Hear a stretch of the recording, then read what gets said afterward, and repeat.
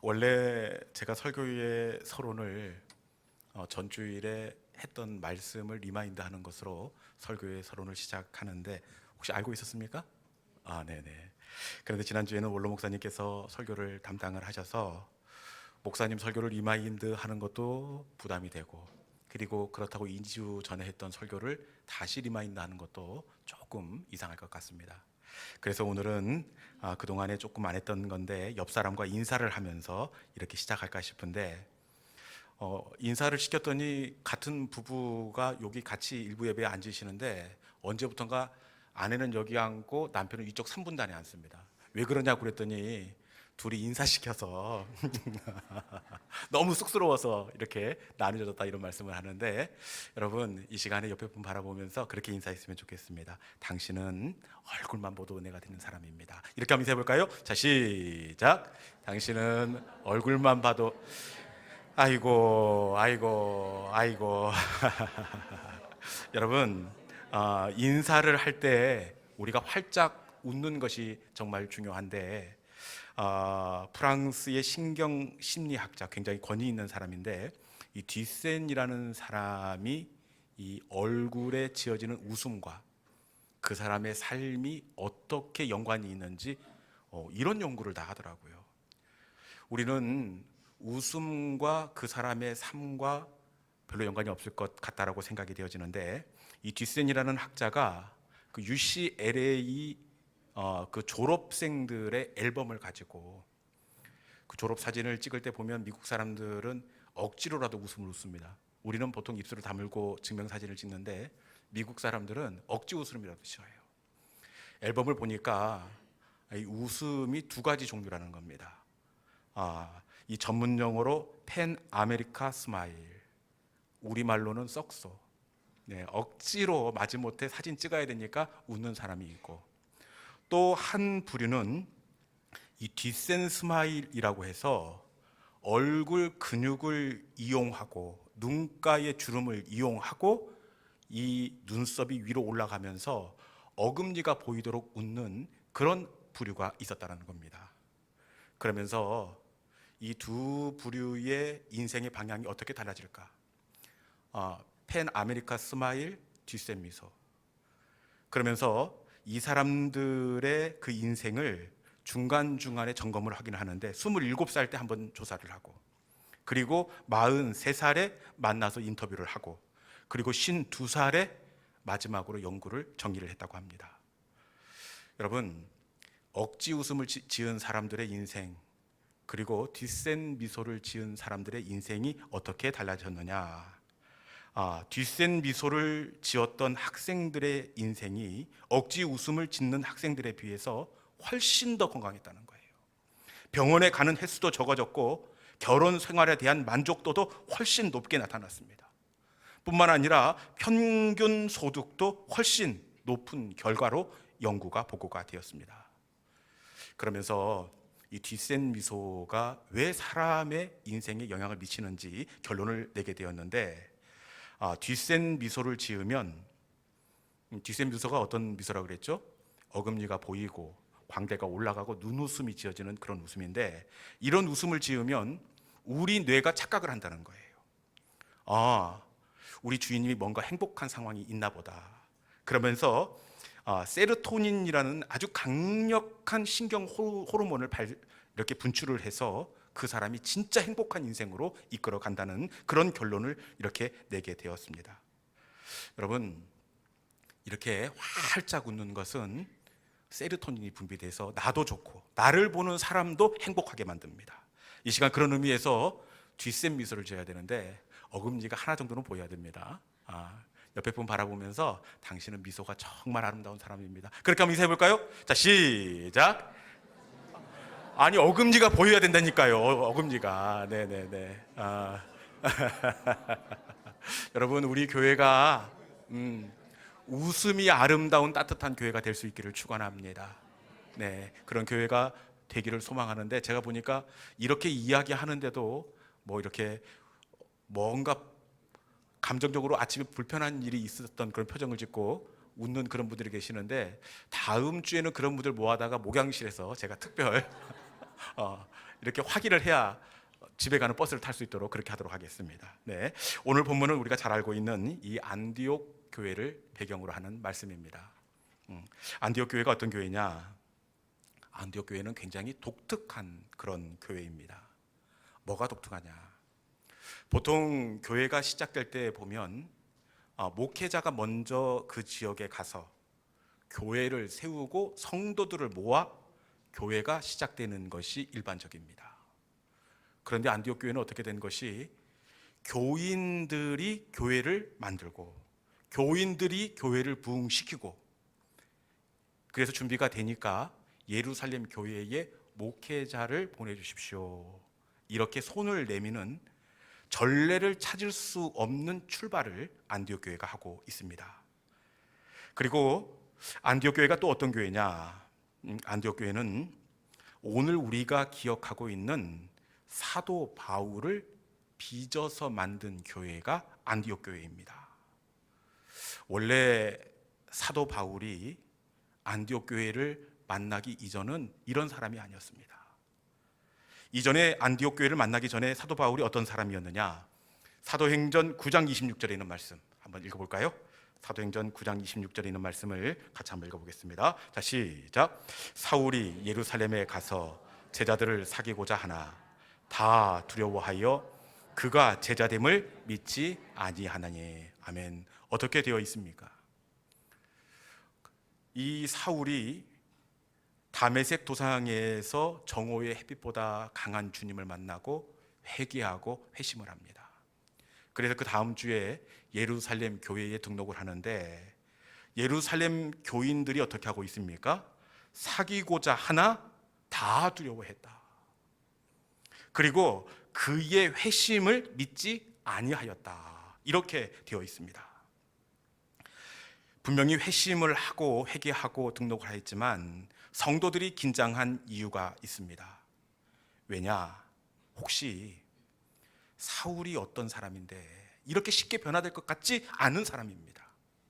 위장 등록을 하고 나서 우리 예루살렘 교회의 성도들을 파악한 다음에 일망타진할 수 있는 불순한 동기를 가지고 등록했을 수도 있다. 그래서 등록했지만 구역에도 안 끼워주고 여전도의 남성교회죠. 남성교회도 못 오게 하는 겁니다. 그냥 찬바람이 쌩쌩 불어요. 그래서 사울이 결국에는 예루살렘 교회에 정착하지 못하고 길리기아 다소로 낙향합니다. 길리기아가 어디입니까? 사울의 고향이었습니다. 그런데 안디옥 교회가 이런 부담스러운 사울을 맞아줍니다. 맞아줄 뿐만 아니라 안디옥 교회에 필요한 목회자의 자리에 사울을 이렇게 청빙해서 목회자로 받아줍니다.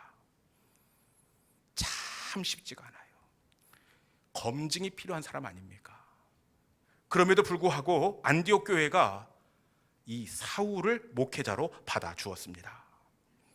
그리고 안디옥 교회가 더 대단한 것은 사울의 그 사역의 인생이 안디옥 교회 이전과 이후로 구별이 됩니다. 안디옥 교회를 지나면서 사울이 완전히 다른 사람, 진짜 완전한 사역자로 새롭게 만들어졌다는 사실입니다. 사울이 완전한 사역자로 준비되었다는 것, 변화되었다는 것 어떻게 확인할 수 있느냐? 그의 이름을 보면 알 수가 있습니다. 안디옥 교회에 초청될 때만 하더라도 그의 이름이 사울이었습니다. 그런데 안디옥 교회를 지나면서 1차 선교를 떠날 때 그의 이름이 사울에서 바울로 바뀌었습니다. 여러분, 이름이 바뀌었다는 것은 단순히 계명의 의미가 아니라 하나님의 사람으로 새롭게 거듭났다는 것을 우리가 알 수가 있습니다.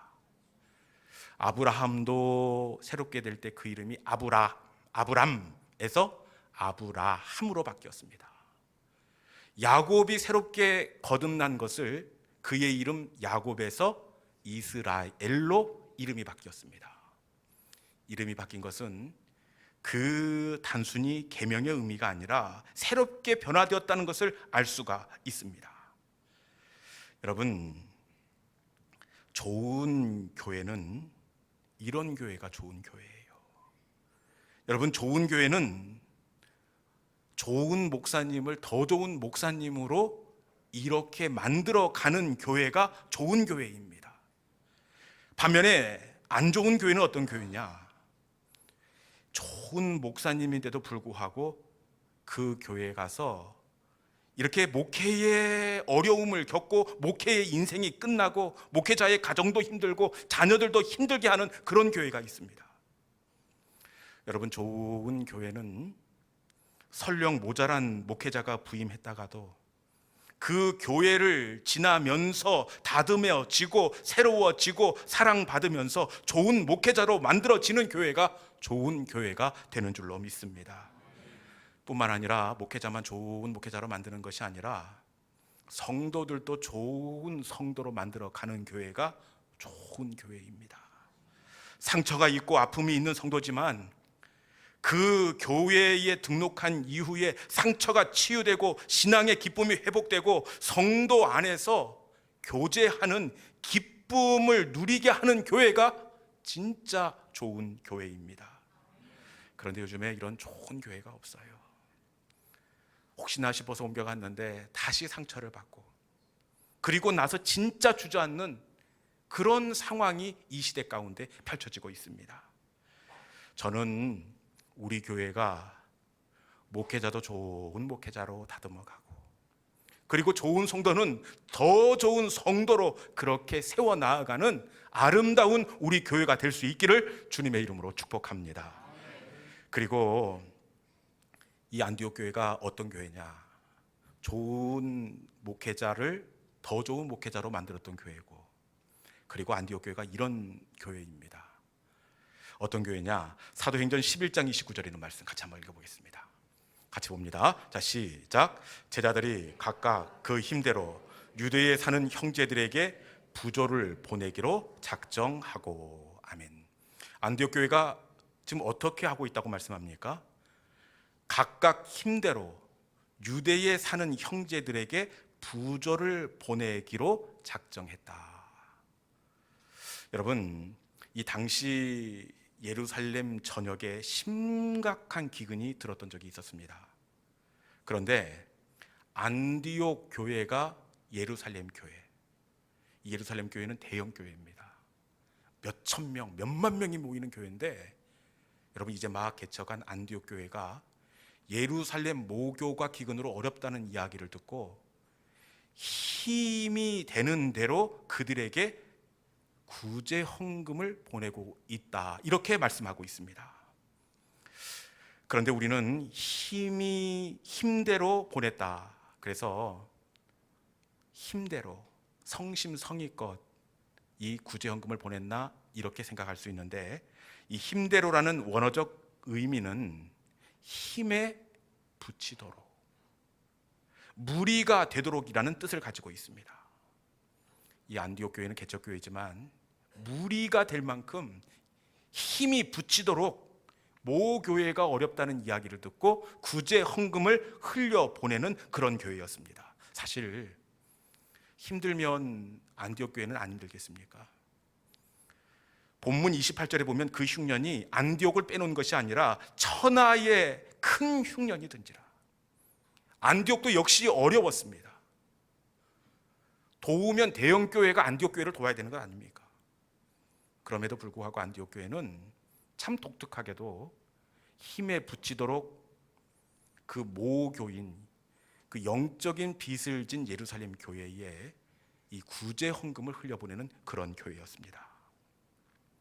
그런데 안디옥 교회의 이 아름다운 후원은 여기서 멈추지 않고 예루살렘 교회뿐만 아니라 이후에 바울과 바나바가 선교 사역을 떠나게 되는데, 이 바울과 바나바의 모든 선교 후원금을 이 안디옥 교회가 충당을 합니다. 우리는 바울과 바나바, 겉으로 드러나 두 사람만 후원을 한 건가 이렇게 생각을 할 수가 있는데, 이 1차 선교의 정황을 종합해 볼 때 바울도 있었고 바나바도 있었고 주치의였던 누가도 있었고 믿음의 아들 디모데도 있었고 수행원 마가도 있었습니다. 여러분, 적지 않은 선교 팀원들의 먹고 쓰고 자고 생활하는 모든 것을 안디옥 교회가 담당을 했습니다. 사실 요즘도 교회가 선교사 한 명을 파송하는데 적지 않은 그 힘과 노력이 필요합니다. 그런데 지금 바울의 선교팀입니다. 아무리 못돼도 6명 이상의 모든 선교 비용을 안디옥 교회가 담당을 하고 있습니다. 이 교회가 얼마나 어렵겠습니까? 그럼에도 불구하고 이 일을 담당합니다. 그리고 바울이 그냥 전도만 한 줄 아는데 바울은 지나가면서 교회를 개척합니다. 교회를 개척한다는 것은 그냥 되는 것이 아니라 적지 않은 예산이 투입됩니다. 아마 교회를 개척하는 이 재정도 모르긴 해도 안디옥 교회가 상당 부분 감당을 했을 것이 틀림이 없습니다. 그럼에도 불구하고 안디옥 교회가 묵묵히 이 일들을 감당합니다. 보통의 교회 같으면 이런 상황이라면 어떻게 하느냐? 지금 우리 교회도 급한데 어떻게 재정을 밖으로 낭비할 수가 있느냐고 이렇게 이야기를 합니다. 그런데 이 안디옥 교회는 그 어떤 소리도 나지 않아요. 묵묵하게 이 일을 감당합니다.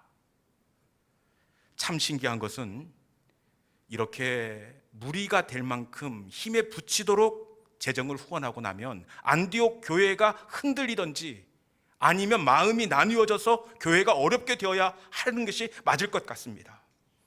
그런데 어떻게 되었느냐? 재정이 모자란 것이 아니라 오히려 더 넘쳐나고 교인들이 더 한마음으로 똘똘 뭉치는 교회가 되었다는 사실입니다. 왜 이렇게 되느냐? 그것은 이 교회가 사실은 우물이기 때문에 그래요. 우물. 여러분, 우물은 길어내야 합니다. 그래야 날마다 깨끗하고 시원한 물을 맛볼 수가 있습니다. 물이 아깝다고 닫아 놓으면, 모아 놓으면 이것은 모이는 것이 아니라 썩어버립니다. 선교를 하다가 과하게 재정을 지출해서 가난해졌다거나 선교를 하다가 교회가 망했다는 이야기를 여러분 들어보셨습니까? 그렇지 않습니다. 오히려 퍼내면 새로운 은혜가 흘러와 고이고 흘려보내면 더 잘 감당할 수 있도록 하나님께서 감당할 수 있는 사람을 붙여주시고 재정을 채워주십니다. 여러분, 우리 교회가 안디옥 교회와 같이 흘려보내는 교회가 될 수 있기를 주님의 이름으로 축원합니다.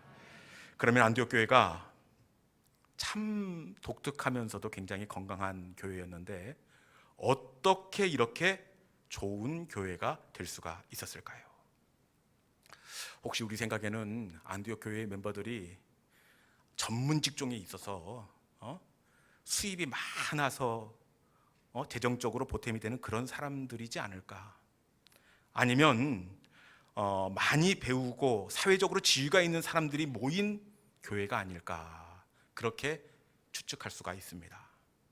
그런데 안디옥 교회가 어떤 교회냐? 어떤 사람들이 모여 있는 교회냐? 사도행전 11장 19절에 있는 말씀 같이 한번 읽어보겠습니다. 사도행전 11장 19절에 있는 말씀, 안디옥 교회가 이런 구성원으로 되어 있습니다. 같이 봅니다. 자, 시작. 그때에 스데반의 일로 일어난 환란으로 말미암아 흩어진 자들이 베니게와 구브로와 안디옥까지 이르러 유대인에게만 말씀을 전하는데. 아멘. 안디옥 교회 성도들이 어떤 사람이라고 이야기합니까? 스데반의 일로 흩어진 자들. 이들이 예루살렘에서부터 흩어져 도망쳐 안디옥에 이르게 되어서 안디옥 교회를 시작하게 되었다, 이렇게 말씀하고 있습니다. 이 사람들이 얼마나 그 관심과 집중을 받지 못했던 일반적인 사람이면 안디옥 교회를 개척할 정도 되면 이름이 등장해야 될 것 아닙니까? 그런데 이름이 등장하지 않고 있습니다. 누구도 주목하지 않는 극히 평범한 성도 중의 성도였습니다. 얼마나 평범했던지 안디옥 교회가 세워지고 사람들이 모여드니까 예루살렘 교회가 불안한 거예요.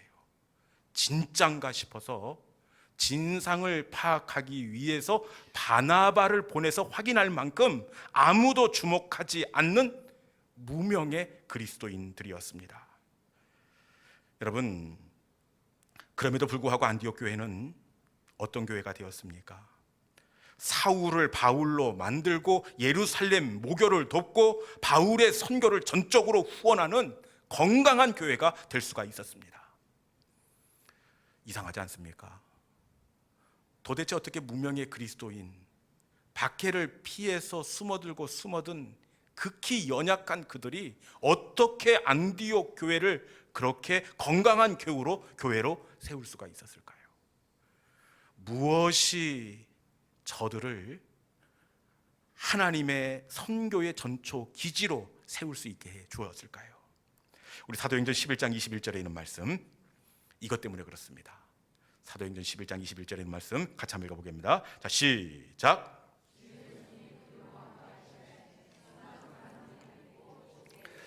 아멘. 다시 한번 읽어봅시다. 네, 다시 한번 읽습니다. 자, 시작. 주의 손이 그들과 함께 하심에 수많은 사람들이 믿고 주께 돌아오더라. 아멘.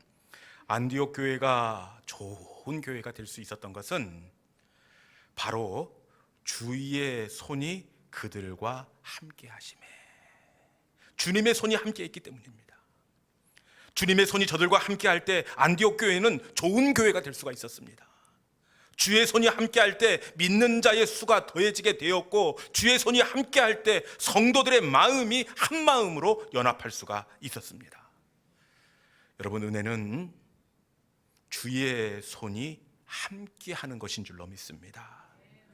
주의 손이 함께 하면 안 될 것 같은데 되게 되어 있어요.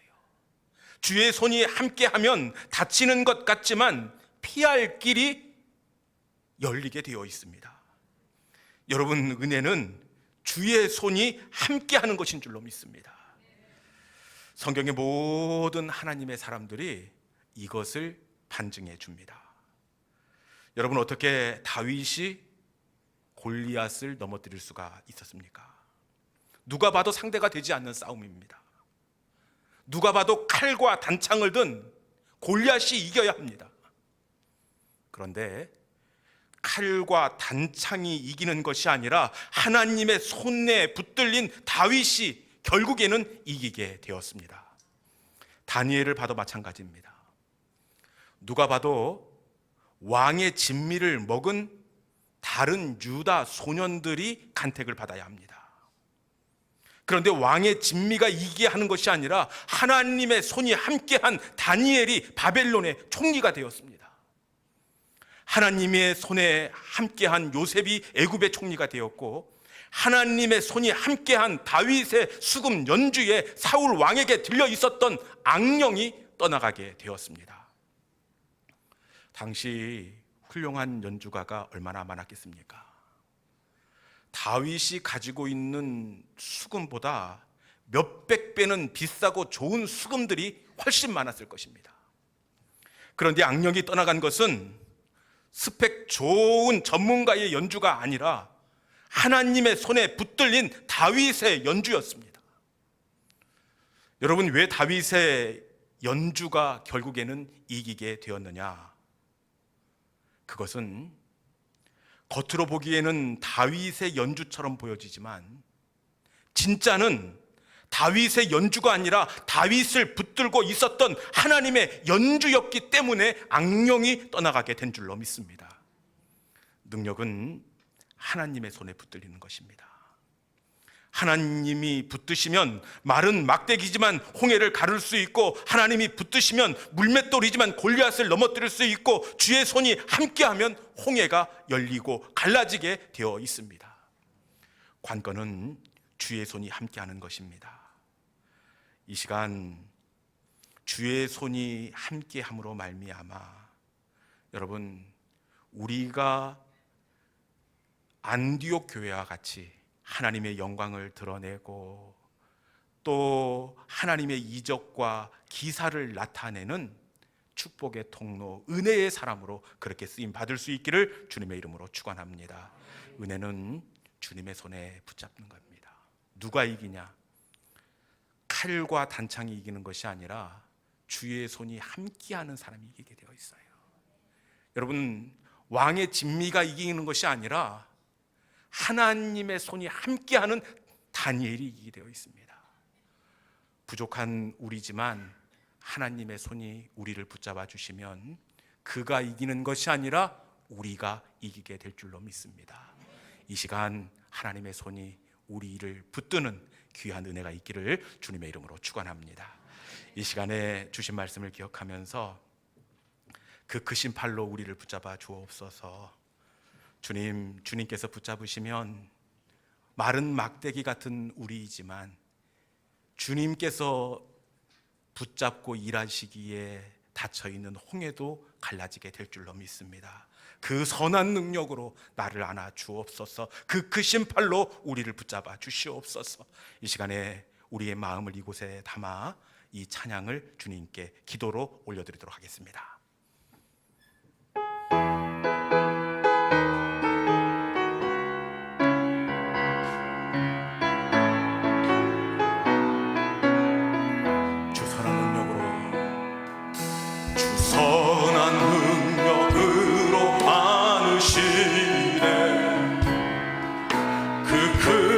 발로 날 붙드시네. 절망 속에도 흔들리지 않고 사랑하는 주 얼굴 다시 한번 할까요? 주 선한 능력으로 안으시네. 주 선한 능력으로 안으시네. 그 크신 발로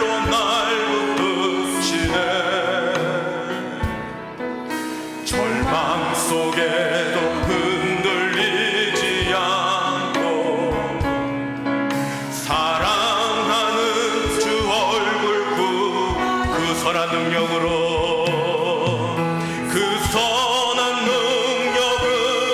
일어서리. 주만 의지하리 믿음으로. 우리 고대 안에 주 오실 그날 영광의 새날을 맞이 선한 능력으로 일어서리. 선한 능력으로 일어서리. 주만 의지하리 믿음으로. 우리 고대 안에 주 오실 그날 영광의 새날을 맞이. 이전의 괴로움에 날 애워싸고 고난의 길을 걷는다 해도 주님께 모두 맡긴 우리 영혼 끝내 승리의 날을 다시 한번 할까. 이전의 괴로움 날에